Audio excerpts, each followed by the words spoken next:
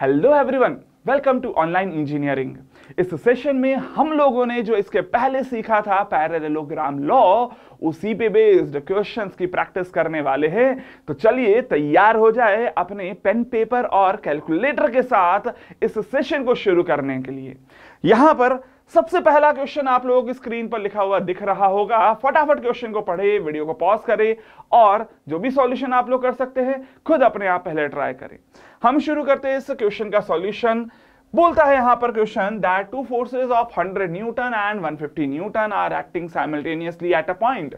मतलब एक ही पॉइंट पर दो फोर्सेस एक्ट कर रहे हैं, एक 100 न्यूटन का है, दूसरा 150 पर है। और बोलता है what is the resultant of these two forces, मतलब रिजल्टेंट कैलकुलेट करवाना चाहता है when their angle between them is 45 degree.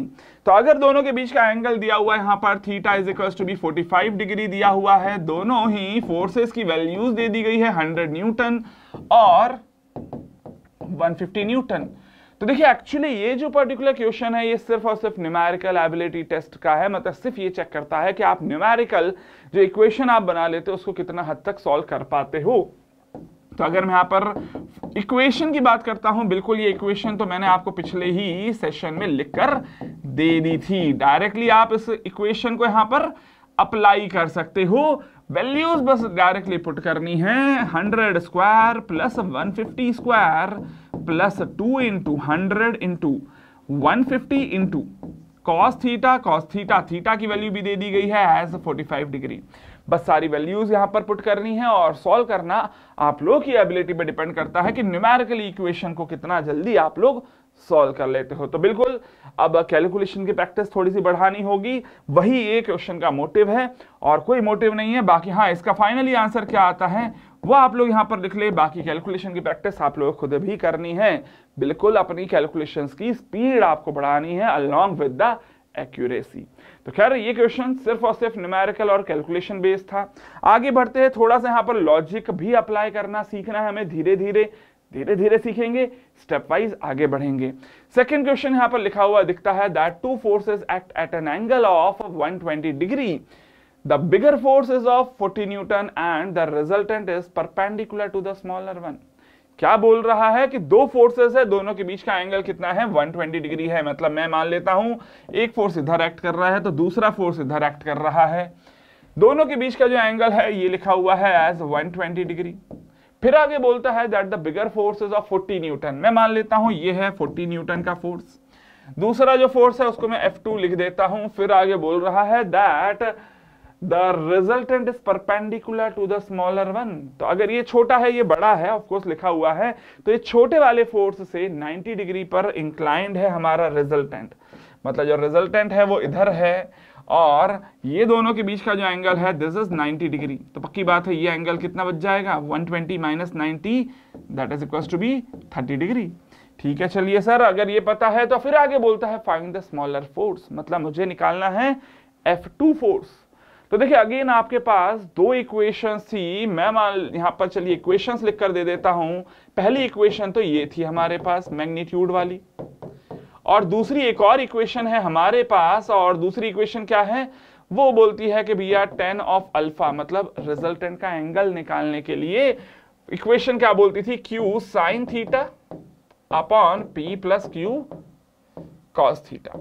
तो देखिए ये दो इक्वेशन है आप लोगों के पास पैरेललोग्राम लॉ से। कौन सी अप्लाई करना है ये आपका लॉजिक डिसाइड करेगा कि आप पहले कौन सी इक्वेशन को अप्लाई कर रहे हो। अगर लॉजिकल एबिलिटी थोड़ी भी स्ट्रांग है तो आप सही इक्वेशन यहां से चूज करोगे। तो देखो अगर यहां पर मैं पहली वाली इक्वेशन चूज करता अप्लाई करने के लिए, R नहीं पता, थीटा पता है 120 डिग्री, एक फोर्स पता है P पता है, लेकिन जो दूसरा फोर्स है वो नहीं पता। मतलब अगर मैं ये वाली इक्वेशन अप्लाई करूं तो दो अननोन हो जाएंगे, एक तो Q अननोन हो जाएगा और दूसरा R अननोन हो जाएगा। एक इक्वेशन दो अननोन सॉल्व करना मुश्किल है, इसीलिए हम पहले ये वाली इक्वेशन अप्लाई करेंगे। और ये इक्वेशन में जरा चेक करा जाए, अल्फा मतलब एंगल ऑफ रिजल्टेंट 30 डिग्री पता है, P और Q में से Q नहीं पता लेकिन P पता है, थीटा पता है, दोनों के बीच का एंगल 120 डिग्री। तो सिर्फ एक ही अननोन बच जाता है अगर आप ये वाली इक्वेशन अप्लाई करते हो। यही है आपकी लॉजिकल एबिलिटी कि आपको फॉर्मूले सारे पता है लेकिन कौन सा फॉर्मूला पहले अप्लाई करना है यही क्लिक जल्दी से जल्दी कर जाए, इससे भी आपकी एग्जाम में टाइम सेविंग हो जाती है। तो बिल्कुल अपने लॉजिकल एबिलिटी को भी यहाँ पर बढ़ाना है और न्यूमेरिकल एबिलिटी के लिए कैलकुलेशंस थोड़ी फास्ट करनी है। बाकी ऑफ कोर्स कंसेप्ट्स फॉर्मूलेस बिल्कुल आपको हर सब्जेक्ट में मिलते ही है, लेकिन क्या आपको खुद की तरफ से करना है, ज्यादा क्वेश्चंस की प्रैक्टिस करना, किस तरह से आपको एग्जाम में ज्यादा जल्दी क्वेश्चन सॉल्व करने में हेल्प कर सकता है विद एक्यूरेसी, ये मैं आपको समझा रहा हूं। बाकी प्रैक्टिस करना बिल्कुल आप लोगों का भी काम है, हम लोग तो यहां पर करवा ही रहे हैं। तो चलिए खैर आगे बढ़ते हैं, यहां पर इस इक्वेशन को अप्लाई करते हैं। अल्फा की वैल्यू दिख रही है यहां पर 30 डिग्री और Q की वैल्यू दिख रही है F2, साइन एंगल दोनों के बीच का है 120 डिग्री अपॉन P की वैल्यू दिख रही है 40 न्यूटन प्लस Q की वैल्यू है F2 और कॉस 120 डिग्री। अब देखो साइन 120 कॉस 120 आपको पता होना चाहिए, बाकी यहाँ पर अननोन सिर्फ एक ही बच जाता है, वो आप इजीली कैलकुलेट कर लेंगे और कैलकुलेट करके जो F2 की वैल्यू आ जाती है वो आएगी 20 न्यूटन। तो कैलकुलेशन वाला पार्ट बिल्कुल मैंने अभी आप लोगों के ऊपर छोड़ा है, प्रैक्टिस करें कैलकुलेशंस की भी, है ना, क्योंकि देखो कंसेप्ट्स आपको सिखाए जा सकते हैं लेकिन कैलकुलेशन तो ऑफ कोर्स आप लोगों को खुद की प्रैक्टिस से ही सीखना है ना। तो इस इक्वेशन को सॉल्व करो, फटाफट चेक करो आंसर ये आता है क्या। आगे बढ़ता हूं नेक्स्ट क्वेश्चन के लिए। अच्छा, जब भी कोई नया क्वेश्चन मिले तो क्या करना है आपको पता है, याद है, जब भी कोई नया क्वेश्चन मिले वीडियो को पॉज करना है, खुद से सॉल्व करने की कोशिश करनी है, ठीक है, और फिर से यहां पर सॉल्यूशन के लिए आगे प्ले करना है वीडियो को। अभी आगे बढ़ते हैं, यहां पर find the magnitude of two forces such that if they act at 90 degree that is right angle their resultant is under root of 10 newton. मतलब अगर दोनों 90 डिग्री पर एक्ट करते हैं, थीटा की वैल्यू क्या है 90 डिग्री है, तो रिजल्टेंट की वैल्यू क्या है अंडर रूट ऑफ 10। अच्छा, रिजल्टेंट का फॉर्मूला आपको पता है क्या, under root of P square plus Q square plus 2pq cos theta, ये आपको पता है। अच्छा, थीटा की वैल्यू दे दी है 90 डिग्री, तो यहां पर दोनों तरफ स्क्वायर कर दिया जाए तो लिख सकता हूं 10 is equals to be P square plus Q square plus 2pq, लेकिन कॉस 90 डिग्री की वैल्यू होती है 0, तो मैं यहां से लिख सकता हूं P square plus Q square is equals to be 10 as our first equation. बिल्कुल। अच्छा, एक बार दूसरे यहां पर भी केस दिया है, but if they act at 60 degree their resultant is under root of 13। मतलब रिजल्टेंट की वैल्यू हो जाएगी अंडर रूट ऑफ 13 अगर थीटा की वैल्यू क्या है 60 डिग्री है। तो चलिए यहां पर पुट कर देते हैं P square plus Q square plus 2pq cos 60 degree. अच्छा, कॉस 60 डिग्री होता है हाफ, तो हाफ इंटू 2 कैंसल आउट हो जाएगा, बचेगा यहां पर स्क्वायर करने पर 13 is equals to be P square plus Q square plus p into q. अच्छा, p square plus Q square यहां से पता है, इधर पुट कर देते हैं 10 plus P Q is equals to be 13, मतलब पी क्यू की वैल्यू हो जाएगी 3। मैं यहां से चलिए लिख देता हूं q is equals to be 3/p, q is equals to be 3/p इधर लिख देता हूं। तो ये हो गई मेरी सेकंड इक्वेशन, इधर पुट करें, देखते हैं पुट करके क्या बन जाएगा, जल्दी जल्दी देखो। यहां पर पी स्क्वायर प्लस क्यू की जगह मैं लिख देता हूं 3/p, सो पी स्क्वायर, चलिए वापस से लिख देता हूं, थोड़ा सा यहां पर मिस्टेक हो रही है, तो पी स्क्वायर प्लस क्यू की जगह लिख देता हूं 3/p, मतलब 9/p square is equals to be 10। अच्छा, पी स्क्वायर को मैं लिख देता हूं यहां पर equals to be small x, solve करना है वो भी सीखना है, तो यहां पर लिख सकते हैं x plus 9/x is equals to be 10। LCM ले लिया जाए तो x square plus 9 is equals to be 10x हो जाएगा, x square minus 10x plus 9 is equals to be 0, ये क्वाड्रेटिक इक्वेशन बन गई। फैक्टराइज करके इसको भी सॉल्व कर सकते हो, किस तरह से, x स्क्वायर माइनस 10x को लिख देता हूं 9x plus x, so 9x minus x plus 9 is equals to be 0। x common ले लिया, x माइनस 9, माइनस 1 कॉमन ले लिया, x माइनस 9, सो यहां से क्या बन जाएगा x minus 1 into X minus 9 is equals to be 0। So इसका मतलब मैं यहां पर लिख सकता हूं दैट x की वैल्यू हो सकती है या तो 1 या फिर 9। अच्छा, x क्या लिखा है मैंने, p स्क्वायर, इसका मतलब मैं लिख सकता हूं that p square is equals to be 1 है या फिर p square is equals to be 9 है। अगर p की वैल्यू यहां से क्या देखिए तो p की वैल्यू आ जाएगी 1 और इधर से देखेंगे तो p की वैल्यू आ जाएगी 3। q की वैल्यू क्या आएगी 3/p, मतलब इधर से आ जाएगा q की वैल्यू 3/1 दैट इज 3, या फिर p की वैल्यू अगर 3 पुट करूंगा तो q की वैल्यू आ जाएगी 1। तो भैया दो कॉम्बिनेशन हो सकते हैं, दोनों ही कॉम्बिनेशन यहां से मिल जाते हैं कि अगर p की वैल्यू 1 है तो q की वैल्यू 3 होगी, p की वैल्यू 3 है तो q की वैल्यू 1 होगी। तो इस तरह से बिल्कुल आप लोग कोई भी क्वेश्चन को सॉल्व कर सकते हो, लेकिन हाँ थोड़ी अपनी लॉजिकल एबिलिटी और न्यूमेरिकल एबिलिटी दोनों को बढ़ाना है।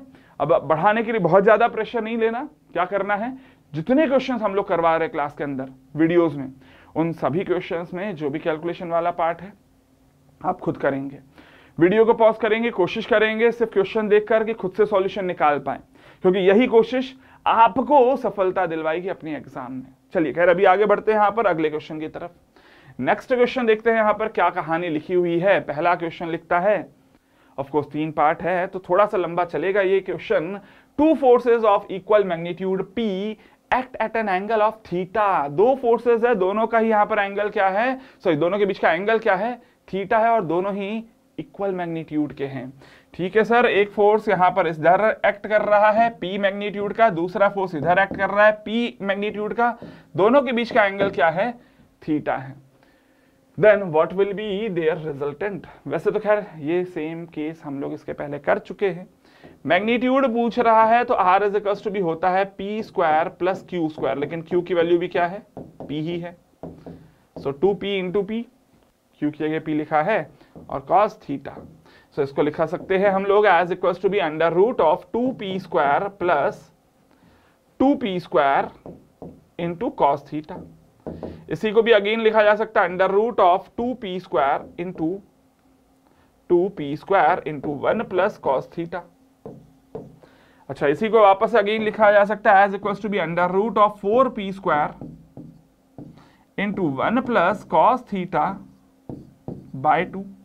अच्छा, 1 प्लस cos थीटा बाय 2 ये हमारे ट्रिग्नोमेट्री की आइडेंटिटी हो जाती है। क्या बोलता है ये, that 1 plus cos theta by 2 is equals to be nothing but that is equals to be cos square theta by 2 होता है। तो इधर से स्क्वायर रूट से बाहर निकालेंगे तो बच जाएगा 2P into cos theta by 2। तो बड़ा ही इजीली ये फर्स्ट वाला पार्ट तो सॉल्व हो जाता, और यही सेम पार्ट मैंने इसके पहले वाले के सेशन में भी बताया था। अच्छा चलिए सेकंड पार्ट जरा चेक करते हैं इस क्वेश्चन में क्या बोलता है। Resultant of two equal forces is equal to either of them. जो रिजल्टेंट है दो इक्वल फोर्सेस का, देखना यहां पर ध्यान देना, टू इक्वल फोर्सेस, और यहां पर भी इक्वल मैग्नीट्यूड ही लिखा था, मतलब पिछले वाले क्वेश्चन से ही लिंक्ड है। दो इक्वल फोर्सेस है, उनका जो रिजल्टेंट है वो दोनों के बराबर ही है, तो एंगल बता दो दोनों के बीच का। ठीक है सर, मतलब यहां पर जो रिजल्टेंट भी लिखा जा रहा था ना, वो रिजल्टेंट की वैल्यू भी क्या लिखी है सेकंड वाले केस में, that R is equals to be P। लिख देते हैं 2P cos थीटा बाय 2, यही वाला केस है, इसलिए फॉर्मूला तो वही लिख देता हूं, लेकिन R की जगह P लिख देता हूं जो कि क्वेश्चन में दिया था। तो यहां से लिख सकते हैं हम लोग 1 is equals to be 2 cos theta by 2। अच्छा, तो इसी को आगे कंटिन्यू करते हैं, तो cos theta by 2 is equals to be क्या आ जाएगा, 1 बाय 2। अच्छा, 1 बाय 2 किसके बराबर होता है, cos 60 डिग्री के बराबर। So cos theta by 2 is equals to be nothing but that is equals to be cos 60। Equate किया जाए तो क्या लिखा जा सकता है, that theta by 2 is equals to be 60 degree, मतलब थीटा की वैल्यू किसके बराबर हो गई, 120 डिग्री के बराबर हो गई। तो बड़ा ही इजीली ये एंगल भी यहां पर से आपने कैलकुलेट कर लिया जो कि इस क्वेश्चन में पूछा गया था। तो चलिए ये सेकंड वाला पार्ट भी यहां से सॉल्व हो जाता है। थर्ड पार्ट की तरफ मूव करेंगे, और थर्ड पार्ट में कुछ कहानी लिखी हुई है, आई होप शायद रीड जरूर कर पा रहे हो। नहीं कर पाओगे तो ठीक है, कोई दिक्कत नहीं है, मैं थोड़ा सा जूम कर देता हूं। अच्छा, जल्दी जल्दी पढ़ेंगे यहां पर थर्ड पार्ट क्या बोलता है। The resultant of two forces P plus Q and P minus Q equals under root of 3P square plus Q square. Show that the forces are then inclined to each other at an angle of 60 degree. बस यही show करना है, तो कोई दिक्कत नहीं है। यहां पर दो फोर्सेस दिए हुए हैं, मैं इसको चलिए साइड करता हूं। हमें क्या दिया हुआ है कि जो रिजल्टेंट है वो है under root of 3P square plus Q square, यही दिया है रिजल्टेंट, है ना। और पहला फोर्स P प्लस Q है, दूसरा फोर्स P माइनस Q है। तो ठीक है, यहां पर लिख देते हैं हम लोग, first force is P plus Q, P plus Q whole square plus P minus Q whole square plus twice of product of two forces, so twice of पहला फोर्स है P प्लस Q दूसरा force है P minus Q into cos theta. ठीक है sir, तो इसको आगे लिख सकता हूं मैं, चलिए दोनों तरफ स्क्वायर कर देते हैं, ये स्क्वायर रूट तो हटा ही देते कम से कम। सो इधर लिख देता हूं 3p square plus Q square is equals to be p square plus Q square plus 2pq। भाई a plus b whole square is equals to be a square plus b square plus 2ab पता है आप लोगों को। a minus b whole square क्या लिख दूं इधर, p square plus Q square minus 2pq, और इसको मल्टीप्लाई करते हैं a plus b into a minus b मतलब ए square minus b square, so plus 2 into p square minus q square into cos theta. ठीक है सर, इसी को यहां पर अगेन फर्दर सॉल्व करते हैं, तो इस तरफ लिख देता हूं 3p square plus Q square is equals to be p square plus Q square plus p square plus Q square, दो बार आ गया, तो इधर लिख देता हूं 2p square plus 2q square. ठीक है, आगे 2pq और माइनस 2pq कैंसिल आउट हो जाएगा, बचेगा इधर आ जाए 2 into p square minus q square into cos theta. अच्छा चलिए इसको आगे फर्दर लिखते हैं हम लोग यहाँ पर, ये ऑफकोर्स कॉस थीटा वाली टर्म है और ये p square plus Q square वाली टर्म इधर ले जाते हैं, तो ये बन जाएगा हमारा p square minus q square is equals to be twice of P square minus q square into cos theta. अच्छा ठीक है सर, ये देखिए p square minus q square इधर भी लिखा है इधर भी लिखा है, कैंसिल आउट कर देते हैं, तो लिख देंगे 1 is equals to be twice of cos theta. तो इसका मतलब cos theta will be equals to be half हो जाएगा, आया ना। और अगर ऐसा हुआ, अच्छा ये हो गया हमारा कॉस थीटा। अच्छा एक बात छोटी सी यहाँ पर ध्यान रख लेना है, वो छोटी सी बात क्या है, वो छोटी सी बात इतनी सी है कि आपको यहाँ पर, और जो छोटी सी बात यहाँ पर आपको याद रखनी है वो यहाँ पर आपको बस यही प्रूफ करना था कि एंगल 60 डिग्री होगा। बिल्कुल ये भी प्रूफ यहाँ पर होता हुआ दिख रहा है, क्योंकि अगर कॉस थीटा हाफ है इसका मतलब क्या है कि थीटा की वैल्यू 60 डिग्री आएगी, तो ये थर्ड पार्ट भी प्रूफ इजीली हो जाता है। तो चलिए खैर ये थर्ड पार्ट का सॉल्यूशन हो गया, बाकी फर्स्ट सेकंड पार्ट में पहले ही करवा चुका हूं, थोड़ा सा बड़ा था। आगे बढ़ते हैं और थोड़े अच्छे लेवल के क्वेश्चंस देखते हैं। सिर्फ पैरेललोग्राम लॉ ही हमने अभी पकड़ा है और उसी पे बेस्ड क्वेश्चंस हम लोग यहाँ पर देख रहे हैं। तो चलिए जल्दी जल्दी फटाफट वीडियो को पॉज करेंगे, क्वेश्चन को सॉल्व करेंगे, कोशिश करेंगे यहाँ पर सॉल्व करने की। बट हाँ, क्वेश्चन बोलता क्या है जरूर यहाँ पर चेक कर लेते हैं एक बार। बोलता है that 2 locomotives on opposite banks of a canal pulls a vessel moving parallel to the bank by means of 2 horizontal ropes। ठीक है भाई, ये मैं मान लेता हूं कि भैया ये एक कैनाल है और इसके अंदर एक वेसल है। मैं मान लेता हूं भैया ये हमारी शिप है, ये हमारी शिप है। इस शिप को खींचा जा रहा है, एक रोप इस तरफ से खींच रही है, दूसरी रोप इस तरफ से खींच रही है। एक रोप में जो यहां पर फोर्स लग रहा है वो 20 न्यूटन का दिया है और दूसरे में 24 न्यूटन का दिया है। तो मैं मान लेता हूं ये 20 न्यूटन का है और इस पे फोर्स एक्ट कर रहा है 24 न्यूटन का। अच्छा किलो न्यूटन लिखा है तो यहां पर न्यूटन हटा देता हूं अभी फिलहाल। फिर आगे बोल रहा है कि दोनों के बीच का एंगल क्या है, 60 डिग्री है, तो ये दोनों के बीच का एंगल है 60 डिग्री। बट अगर ये आगे की तरफ मूव कर रही है इसका मतलब रिजल्टेंट इस डायरेक्शन में होगा, है ना। तो रिजल्टेंट मैं इस डायरेक्शन में दिखा देता हूं, लेकिन अब ये रिजल्टेंट का भी कुछ ना कुछ एंगल होगा। पहली रोप दूसरी रोप के साथ एंगल जो मैं लिख देता हूं, यहां पर ये एंगल मैं अल्फा लिख देता हूं, तो दूसरा एंगल मैं लिख देता हूं बीटा। आगे देखिए कहानी क्या लिखता है, find the resultant pull on the vessel. अच्छा ये जो वेसल है इस पर रिजल्टेंट पुल कितना होगा, तो रिजल्टेंट निकाल लो। क्या आ जाएगा रिजल्टेंट का formula, under root of P square plus Q square, पहला force 20 square plus 24 square plus twice of p q, so 20 into 24, और दोनों के बीच का एंगल दैट इज 60 डिग्री। ठीक है सर, तो बड़ा ही इजीली ये तो आप लोग सॉल्व कर ही लोगे, है ना। और ये सॉल्व करके जो आर की वैल्यू आ जाएगी वो मैं बता देता हूं, सॉल्व आप लोग कर लीजिएगा। यहाँ पर वैल्यू जो आ जाती है 38.16, फॉर्मूला अप्लाई करना था, पहला पार्ट इजीली सॉल्व हो जाता है। दूसरे पार्ट में क्या बोल रहा है, angle between each of the rope and the sides of the canal. बिल्कुल सही बात है, ये अगर इस डायरेक्शन में सीधी डायरेक्शन में चल रहा है कैनाल के अलोंग, तो ऑफकोर्स रिजल्टेंट के साथ जो भी एंगल होगा वही यहाँ पर जो साइड ऑफ कैनाल है उसके साथ एंगल होगा, है ना। मतलब ये अगर एंगल अल्फा है तो ये एंगल भी अल्फा होगा, मतलब मुझे अल्फा ही निकालना है। अब अल्फा निकालने के लिए तरीका क्या है, फॉर्मूला आप लोगों को पता है, tan alpha is equals to be nothing but that is equals to be 20 sine 60 degree upon 24 plus 20 cos 60 degree.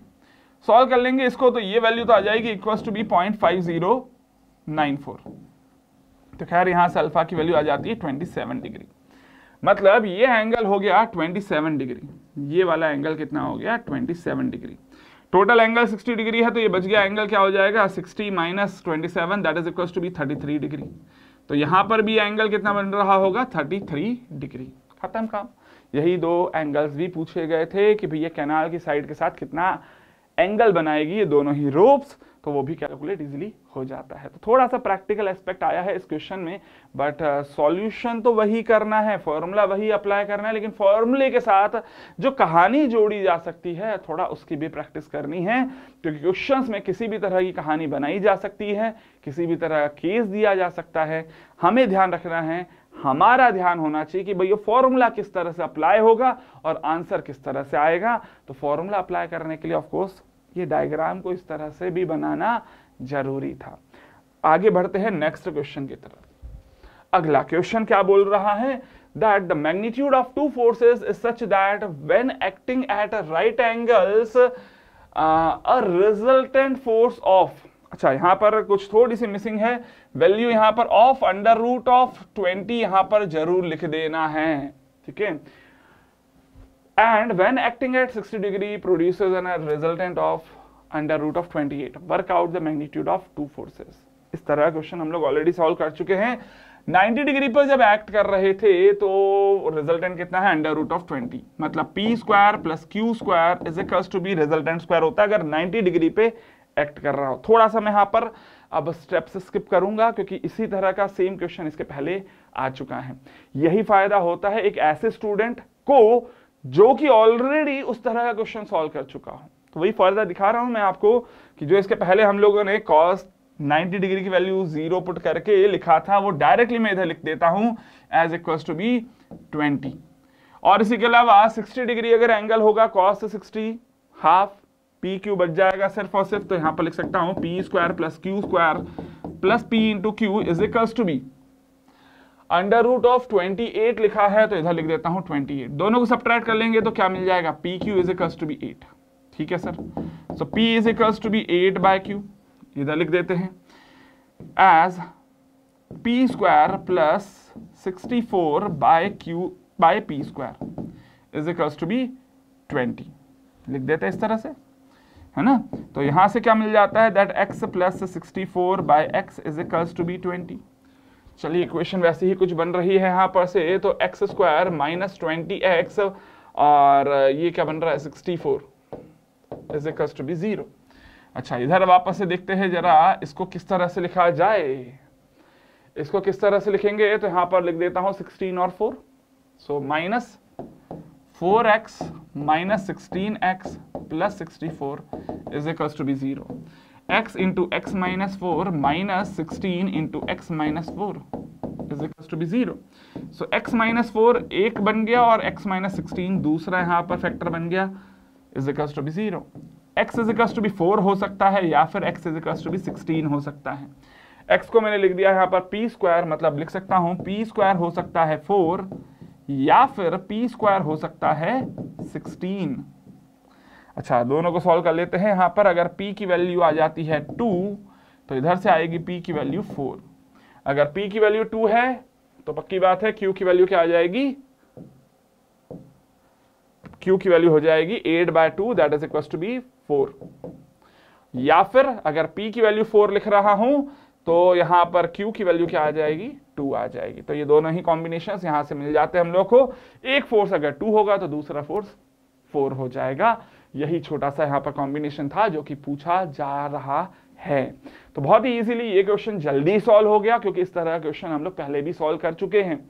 तो यही फायदा है उस स्टूडेंट को जिसने ऑलरेडी उस तरह का क्वेश्चन पहले से सॉल्व किया है। एग्जाम्स में शायद वो क्वेश्चन बहुत जल्दी सॉल्व कर लेगा as compare to other student. तो यही एक्चुअली बेनिफिट है और वो बेनिफिट भी मैं आपको शो करना चाहता था, इसीलिए मैंने डायरेक्टली लिखा और सेम सेशन में एक जैसे 2 क्वेश्चंस भी ले लिए ताकि आपको ये समझ में आए कि अगर ऑलरेडी पहले क्वेश्चन सॉल्व हो चुका है ना तुमसे तो शायद एग्जाम में बहुत जल्दी हो जाएगा। यही फायदा चाहिए हमें एग्जाम में भी। चलिए अभी आगे बढ़ते हैं नेक्स्ट क्वेश्चन की तरफ। अगला question, two forces one of which is double the other has resultant as 260 newton. तो अगर मान लेते हैं पहला फोर्स P है तो दूसरा फोर्स 2P है, तो रिजल्टेंट की वैल्यू क्या है, 260 है। अच्छा चलिए इक्वेशन लिख देता हूं, यहां पर एंगल दोनों के बीच में नहीं दिया है, ऑफ कोर्स मुझे एंगल निकालना है आगे चलकर और मैग्नीट्यूड ऑफ फोर्स भी निकालना है। तो अगर मैं लिख देता हूं यहां पर 260 स्क्वायर इज इक्वल्स टू भी क्या आएगा, P square plus 2P square. अच्छा क्या बोला गया है कि यहां पर डायरेक्शन अनऑल्टर्ड रहती है, तो चलिए डायरेक्शन वाली इक्वेशन लिखी जाए, ज्यादा अच्छा रहेगा, है ना। डायरेक्शन वाली इक्वेशन लिखी जाए। क्या लिखा है, that other remains unaltered if the direction of larger force is reversed and other remains unaltered the resultant reduces to 180। अच्छा रिजल्टेंट का मैग्नीट्यूड ही दिया है, तो चलिए रिजल्टेंट के मैग्नीट्यूड के साथ ही खेलते हैं यहां पर और मैग्नीट्यूड वाली ही इक्वेशन यहां पर अप्लाई करते हैं। तो पहला फोर्स P लिख देता हूं, दूसरा फोर्स 2P लिख देता हूं, plus twice of P into 2P into cos theta, ठीक है। अच्छा इसी को यहां पर लिख सकते हैं हम लोग equals to be 260 square is equals to be, क्या लिख दूं मैं, as equals to be P square plus 2P square that is equals to be 5P square, 2P का होल स्क्वायर है, ठीक है। अच्छा इधर क्या आ जाएगा, 4P square into cos theta, तो इसको मैं मान लेता हूं फर्स्ट इक्वेशन। अच्छा दूसरी इक्वेशन में क्या बोल रहा है कि एक फोर्स को तो एज इट इज रहने दो, लेकिन जो लार्जर फोर्स है उसको रिवर्स कर दो। तो जो बड़ा फोर्स है उसको जब अभी हमने 2P लिखा है, रिवर्स कर देना मतलब उसकी डायरेक्शन अपोजिट हो जाएगी। तो अगर एक डायरेक्शन में प्लस लिखा है 2P, तो दूसरी रिवर्स डायरेक्शन में क्या लिखेंगे, माइनस 2P लिखेंगे। तो इधर लिख देता हूं, यहां पर इधर P और 2P था, तो अभी क्या है, P और माइनस 2P है। एंगल दोनों के बीच का सेम रहेगा थीटा, तो 180 square is equals to be P square. अच्छा बड़े वाले फोर्स को क्या लिखूं, minus 2P plus 2 into first force P और दूसरा फोर्स क्या है, माइनस 2P कॉस थीटा। तो इसको अगेन हम लोग यहां पर अगर सॉल्व करें तो क्या लिख दूंगा, 180 square is equals to be P square plus 4P square plus नहीं होगा, यहां पर माइनस होगा, 4P स्क्वायर कॉस थीटा।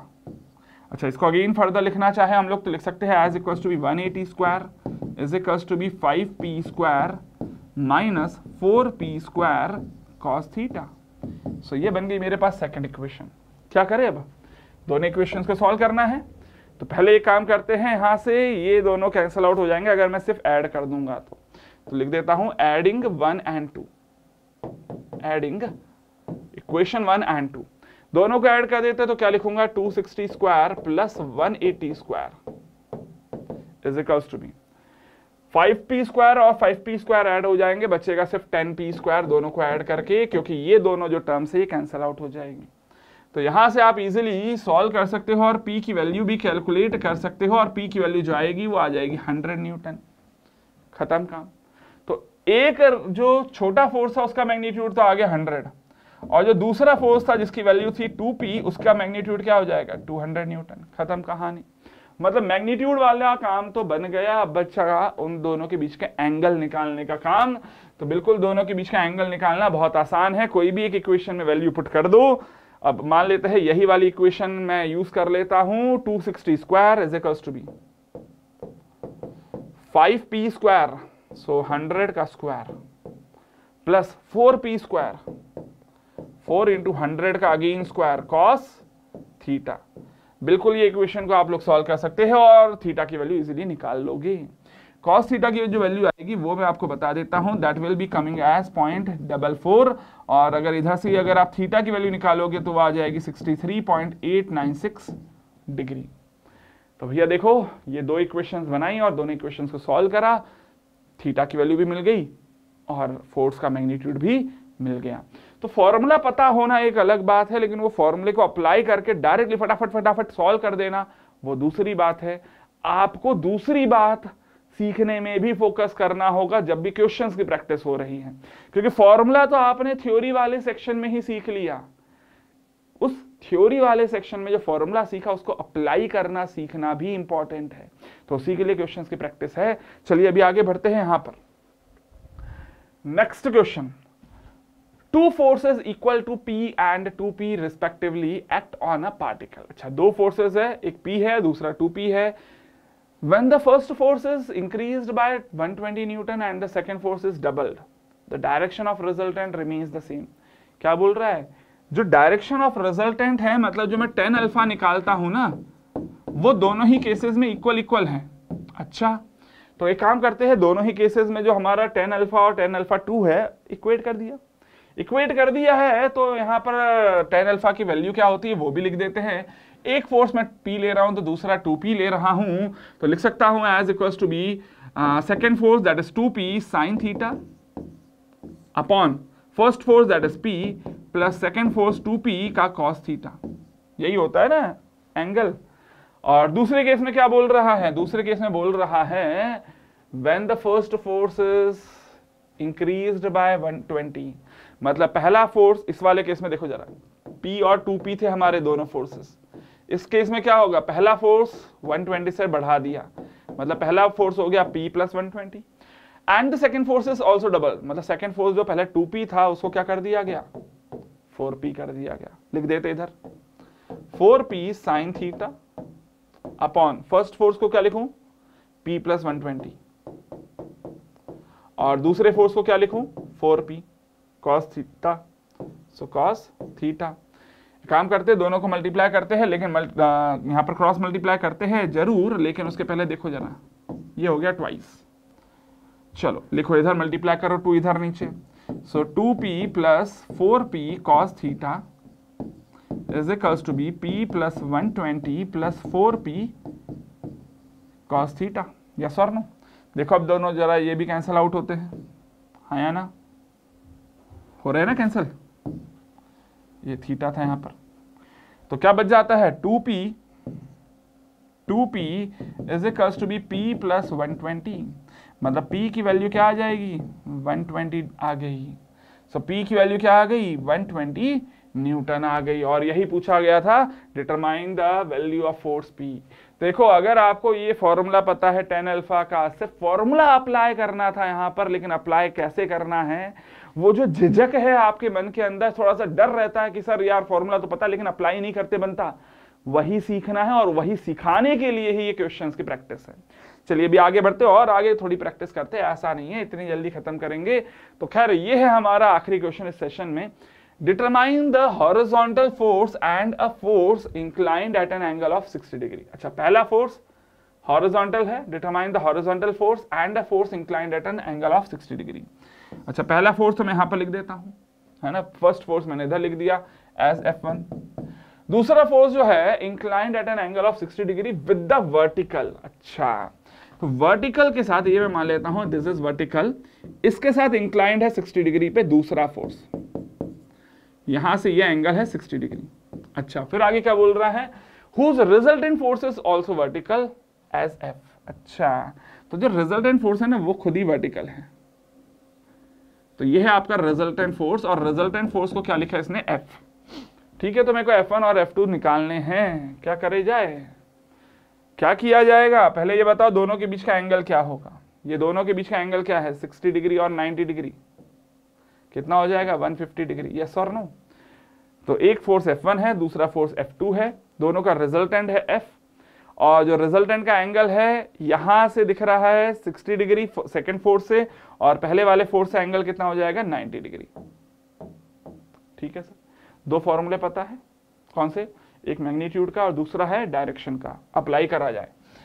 तो पहला मैग्नीट्यूड वाला formula, F is equals to be under root of, या फिर चलो स्क्वायर ही कर देते दोनों तरफ, F square is equals to be F1 square plus F2 square plus 2 into F1 into F2 cos, दोनों के बीच का एंगल कितना है, 150 डिग्री। क्लियर? ये पहली इक्वेशन बन जाती है। अच्छा, दूसरी इक्वेशन बनाने के लिए आपको डायरेक्शन वाला फॉर्मूला पता है, 10 90 डिग्री, लिख दूं 10 90 degree is equals to be सामने वाला force F2 sine theta upon F1 plus F2 cos theta. Yes or no? ठीक है सर।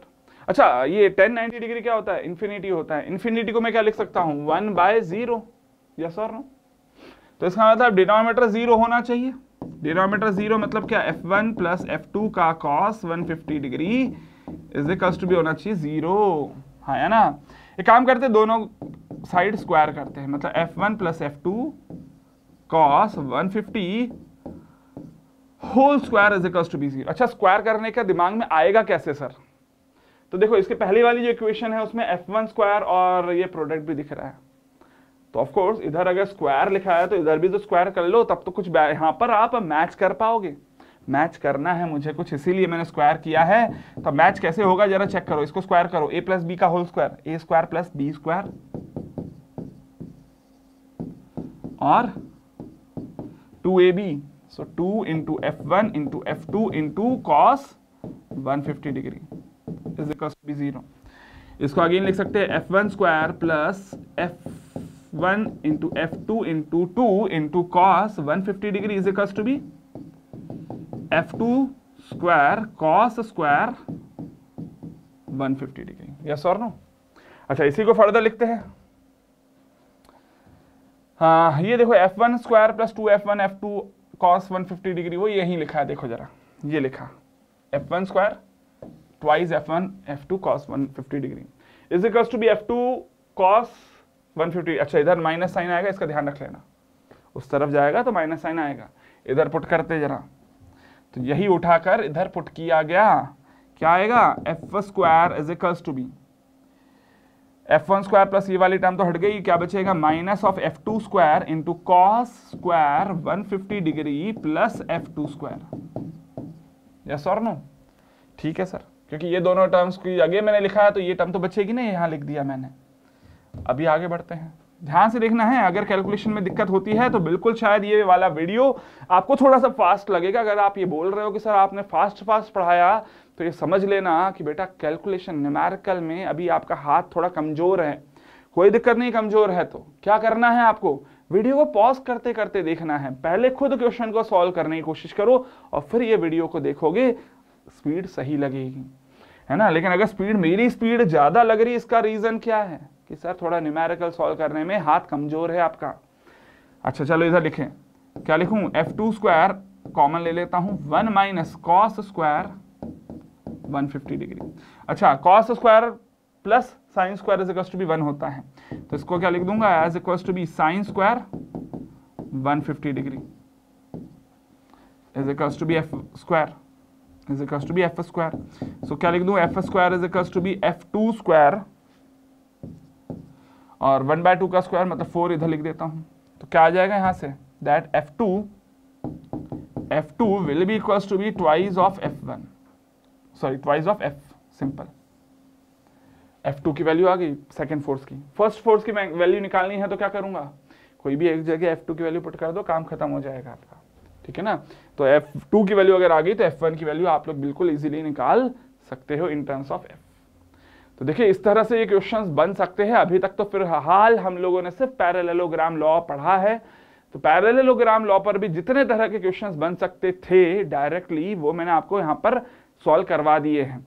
तो जो भी मैंने प्रैक्टिस करवाई है, बिल्कुल आप की जिम्मेदारी बनती है कि जो क्वेश्चंस मैंने सॉल्व करवाए हैं, कम से कम आप खुद उनको अपने हाथों से सॉल्व करने की प्रैक्टिस करें। तो ये काम अब आप लोगों का है, बाकी क्वेश्चंस की प्रैक्टिस करवाना बिल्कुल मेरा काम है, मैंने करवाया है, लेकिन आप खुद अपने हाथों से नहीं करोगे तब तक आप 100% तो यहाँ से सीख कर नहीं जा पाओगे, ये पक्की बात है। तो मेहनत आपको भी करनी है, मेहनत मैं भी करूंगा आपके साथ, लेकिन हाँ आपको भी अपनी मेहनत में कोई कसर नहीं छोड़नी, क्योंकि सिलेक्शन का फायदा बिल्कुल, अगर सबसे ज्यादा किसी को फायदा होगा तो शायद आप ही को होगा, और आपको बिल्कुल अपने सिलेक्शन के लिए मेहनत तो करनी पड़ेगी, है ना। तो खैर चलिए, इन्हीं बातों के साथ इस सेशन को तो मैं यहीं एंड करता हूं। मिलते हैं अगले सेशन में कुछ और नई बातों के साथ, तब तक लगातार बढ़ते रहे। Happy engineering.